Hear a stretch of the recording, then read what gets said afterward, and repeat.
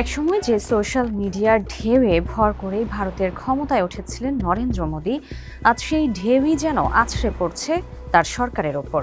হাতে পোস্টার আছে, তবে তার চেয়েও শক্তিশালী অস্ত্র এখন মোবাইল ফোন। স্লোগান আছে, তবে তার চেয়েও দ্রুত ছড়িয়ে পড়ছে মিম, রিল আর ভাইরাল ভিডিও। ভারতের নতুন প্রজন্ম দেখিয়ে দিচ্ছে ডিজিটাল যুগে প্রতিবাদের ভাষাও বদলে গেছে।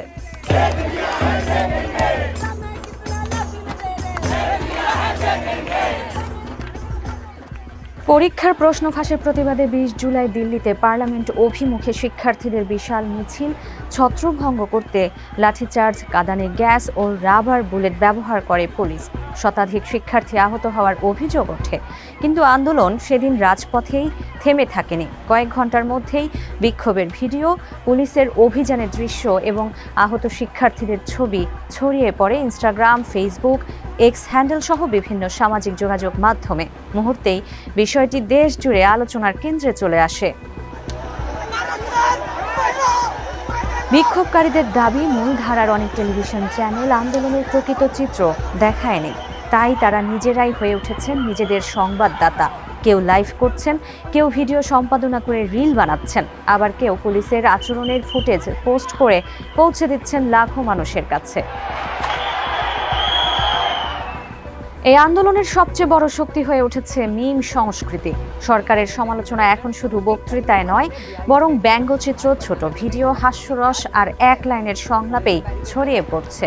আন্দোলনের স্থলে দেখা যাচ্ছে মার্ভেলের সুপার হিরোদের পোশাক, জাপানি মাঙ্গা ওয়ান পিস এর প্রতীক, দেয়াল জুড়ে ব্যঙ্গাত্মক গ্রাফিতি এবং পুলিশের উদ্দেশ্যে কৌতুকপূর্ণ পোস্টার। ২০ বছর বয়সী আন্দোলনকারী ইপসিতা গুলিয়ারি বলেন, এই সরকার দেশের তরুণদের প্রতি দায়িত্ব পালনে ব্যর্থ হয়েছে। তারা ভুল প্রজন্মের সঙ্গে লড়াই শুরু করেছে। মোদির মধ্যে অনেক অহংকার আছে, আর আমাদের প্রজন্ম সেটা সহজে মেনে নেয় না। তার বন্ধু ইয়াশ ভি কুমার বলেন, আমরা হাসি ঠাট্টা করছি বলে কেউ যেন আন্দোলনকে হালকা না ভাবে। আমাদের জন্য হাস্যরসী কঠিন সময় সামলানোর উপায় এই মিমগুলোই আমাদের একত্র করছে। বিশ্লেষকদের মতে এই আন্দোলনের সবচেয়ে বড় পরিবর্তন এসেছে ভাষা ও কৌশলে। আগে রাজনৈতিক প্রতিবাদ মানেই ছিল দীর্ঘ বক্তৃতা বা স্লোগান। এখন কয়েক সেকেন্ডের ভিডিও বা একটি ভাইরাল মিম লাখো মানুষের কাছে পৌঁছে যাচ্ছে।